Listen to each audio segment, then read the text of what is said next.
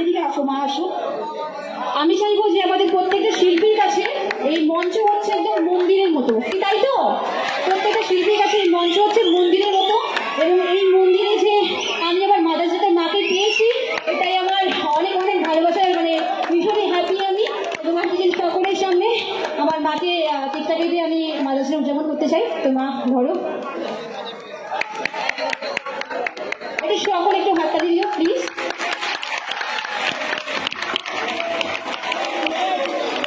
Actually আমাদের হচ্ছে দুটো লাইন বলতে ইচ্ছা করছে, সেটা হচ্ছে যতই আসুক তুফান ঝড়, মা কিন্তু কখনো হয় না পর। অন্যের ভালোবাসা হতে পারে ছলনা, কিন্তু মায়ের ভালোবাসায় হয় না কিন্তু কোনো তুলনা। তো আমি চাইবো পৃথিবীর সকল মায়েরা ভালো থাকুক এবং সঙ্গে আমার মাও ভালো থাকুক।